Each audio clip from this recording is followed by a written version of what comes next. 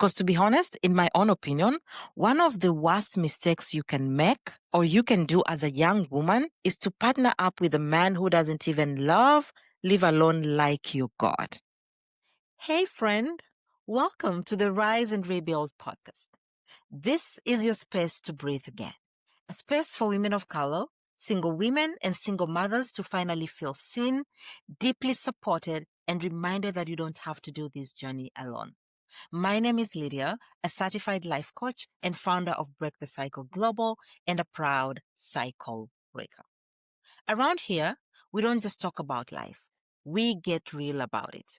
The messy, the magical, and everything in between. From breaking unhealthy cycles to mastering your mindset, navigating relationships, parenting, career, money, faith, healing, and so much more. This is where we rebuild when life doesn't go as planned. I know what it's like to feel stuck because I've been there. And now my heart beats for women like you, ready to rise up and embrace love, abundance, and confidence. So whether you're carrying painful wounds, facing another hard season, or simply ready for a fresh start, you are in the right place, my friend. Grab your coffee, warm your tea, and welcome home. Because this is where we break, heal, and rebuild together. Hey friend, welcome back to another episode of the Rise and Rebuild podcast. I am so glad you're here. This past week has been honestly so overwhelming, but in the best way. I'll tell you why in a minute. But first, if this is your very first time here, welcome on board. My name is Lydia. I'm your sister and coach on this journey of breaking unhealthy cycles and building the life God designed for you. You've been here for a while, you already know. Last week's episode, the angry firstborn daughter theory, hit deep. That was heavy. The messages, the DMs, the comments, well, you all showed up with so much honesty. I read every single message, and so many of you said so many heavy things. Lydia, that's me. You felt seen. And then as I was going through the comments, the questions started pouring in. There are three main questions that I captured, and I want to address those today. The first question was, how do I rest and live a little if everyone else isn't okay as a firstborn daughter? I made a mistake and married a man who takes more than he gives. That's the second question. And the third one was, I'm not married yet. How do I date differently as a firstborn daughter? So today we are turning this episode into a coaching masterclass, not just to talk about the firstborn daughter experience, but to help you coach yourself through it. If you've never been to any of my masterclasses, you're in luck today. Please listen in, lean in, and let's dive in. Are you ready? Good. Let's start with the first one. How do I rest and live a little if everyone else isn't okay? My friend, let me say this. You cannot save people from lessons they refuse to learn. As firstborn daughters, we were raised to believe rest is something we earn. After everyone else is fine, after every crisis is handled, after everyone else is fed, fixed, or forgiven, then we can rest, right? But the truth is, rest is not a reward. It's a requirement. It's a necessity because you cannot pour from an empty soul. And here's what I've actually learned. When you stop fixing everything, people finally start growing up and thinking for themselves. And sometimes God cannot even move or do what he needs to do because you are still standing in his spot, trying to be everyone's savior. So firstborn daughters, ask yourself, what are you afraid of? Or what are you afraid will fall apart if you don't fix? Are you helping out of love or out of control? Most of the time, that urge to fix, you'll find out, comes from wanting to be seen as dependable, useful, or even the hero. There's a void you're trying to fill through your helping. And so sis, here's your permission slip. Please let things fall that were never yours to hold. Rest even when others are in chaos. It is possible. You are allowed to choose peace even when others choose drama. Imagine the world will not collapse because you took a nap. Let people feel their own consequences. You're not abandoning them. You're just giving them back their own power to make choices and live with those consequences. And just to be clear here, I don't want to sound selfish. This doesn't mean you will never help. It means If helping leaves you resentful, exhausted, or bitter, I think it's time to check your motive. Let me pause here and give you some practical shifts then that you can actually do so that you rest. Number one, before you jump in to help, please pause and ask, is this mine to fix? Give yourself a little pause before saying yes to anything. That tiny pause and gap breaks the habit of you rushing to rescue. We move too fast to rescue before even pausing and asking ourselves, are we supposed to be helping here? Helping doesn't always mean doing. Sometimes it's just listening, praying, or letting someone face their own consequences. You are allowing others to rise and grow, as we said. So pause, take a break. As I said again, don't feel guilty saying no. If needed, say no. Don't explain yourself, say no. No is a holy word, the holiness of no. I talked about that in a previous episode. Go back and listen. No is a very sacred word. Short answers keep your peace intact and your power clear. So go ahead and say no if needed. Thirdly, ask for help and accept it. This is a big one for firstborn daughters. When someone offers you help, please don't deflect it with, I am fine, or I got this. Just say thank you. That is amazing. I appreciate it. You know what you're doing? You're teaching your body that support is safe. Okay? And finally, please, please, please reframe your identity. You're not the fixer. You're the first fruit of a healed generation. Every time you rest, you're modeling a new pattern to your children, to your sisters, to everyone that is watching you. You're trusting God enough to sit down and allow yourself to rest. Okay? I hope that helps. Secondly, let's address this. I made a mistake and married a man who takes more than he gives. Let's breathe here. Because this one, this is heavier. Where I come from, actually, they say it's so hard, very hard to advise a woman in love. Some of you all are with people you shouldn't be with in the first place. But let's face this one. First of all, I want you to hear me out without shame. You are not stupid for loving someone deeply. You are just loving from your programming. Or you're still loving them from things you knew and were exposed to growing up. Listen, you were raised to carry, to fix, to make things work as a firstborn daughter. So of course, you found someone who was comfortable being carried, most likely because of their programming as well. So because you learned to hold everything together, you naturally attracted someone who's used to being held. That is what is familiar for him and for you as well. But the shift comes when somewhere along the way, the partnership shifts. You stop being a partner and start being a mother. He didn't become your man. You made him your surrogate son at this point. And at that point, it's not even love anymore. It's familiarity. And can I just pause and ask and say something here? This habit of women calling their husbands and men my firstborn son, listen here, Sister Grace. That man is not your son. Please stop treating him like he is. That is where it all goes wrong. He's not your firstborn son. You're not his mother. Because what happens when you become his mother, you start to baby him. And at some point, you're exhausted. And you're now realizing that the strength that once made you so proud is now the very thing that is being drained.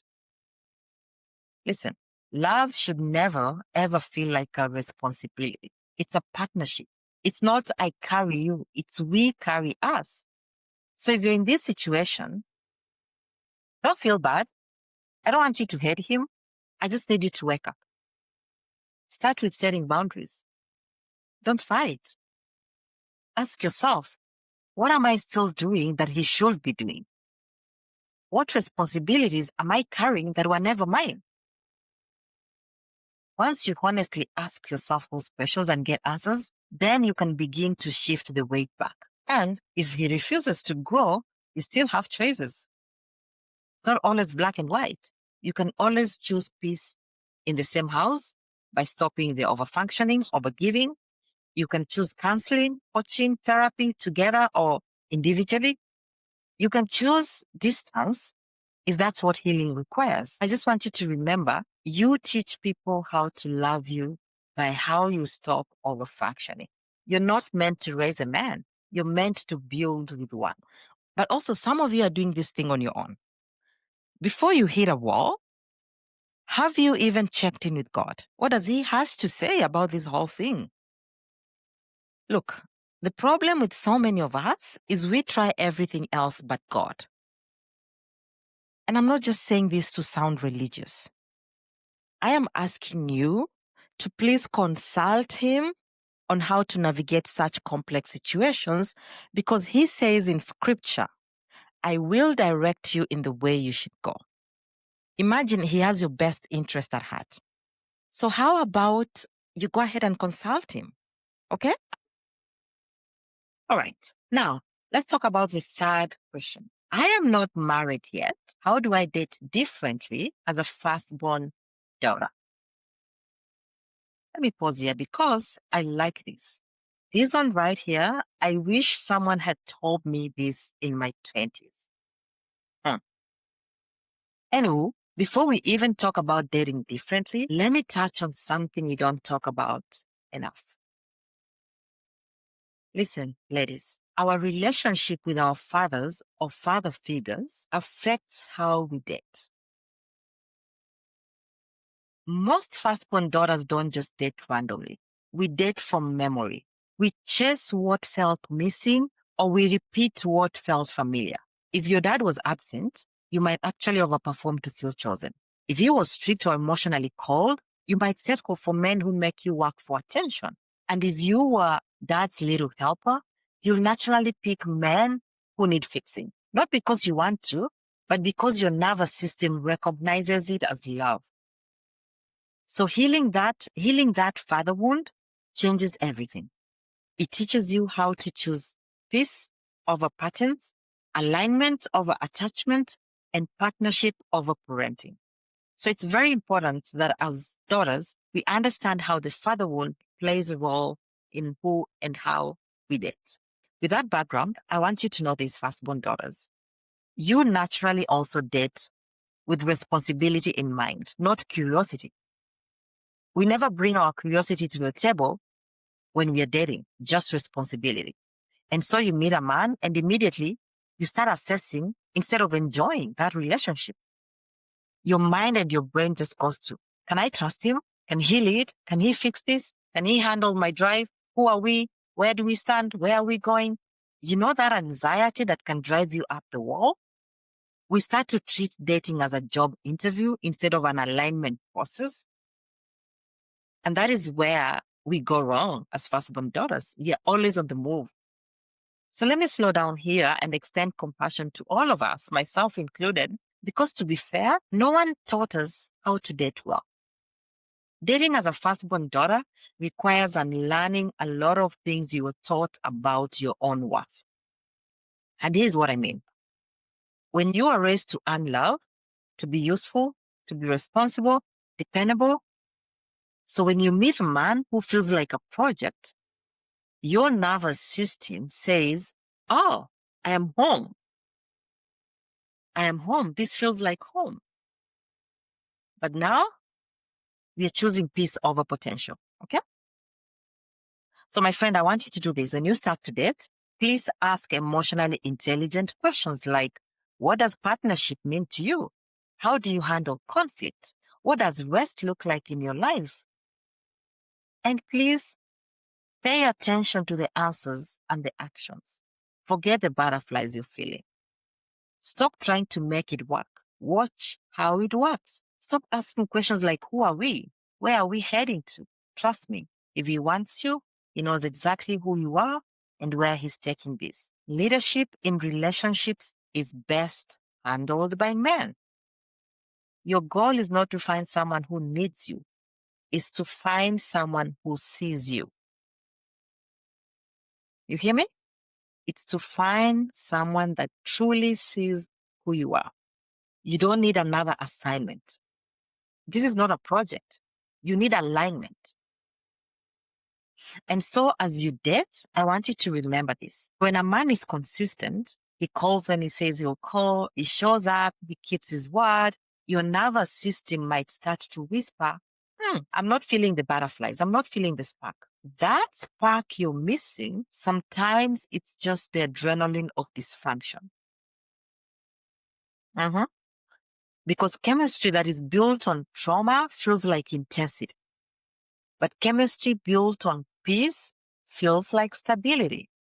So learn to ask yourself, am I bored or am I safe? Then don't confuse that peace with boredom. As I said, if you grew up managing chaos, peace and calm will be very uncomfortable at first. You'll actually be tempted to start something up. Some of us pick fights, overthink, question the alarm because your body is wired for noise. But peace is not the absence of excitement. It is the presence of safety. It is the space where love gets to breathe and not perform. So when you meet a calm man, one who listens more than he talks, one who doesn't play emotional games, please don't assume he's dull or boring. He might be the very healing your heart's been praying for. Okay? So those butterflies, please don't confuse them. Figure out what they're telling you. Also, don't ignore red flags because you see potential. I love potential, but potential is hope. But you can't build a relationship on who someone could be, only who they consistently are. Firstborn daughters are natural naturals. So we often fall for potential because it activates the fixer instinct in us. We think if we love him right, he'll change. If we pray enough, he'll change. Here's something I like to hear. Love is not a rehab, and marriage is not a redemption project. You can't love someone into maturity. They have to choose growth for themselves. So stop falling for what you see in him as potential and start paying attention to what he's actually showing you right now. One more thing as you date, make sure, dear friend, you ask this question to the partner, to the other person. What does faith mean to you? Because to be honest, in my own opinion, one of the worst mistakes you can make or you can do as a young woman is to partner up with a man who doesn't even love, leave alone like you, God.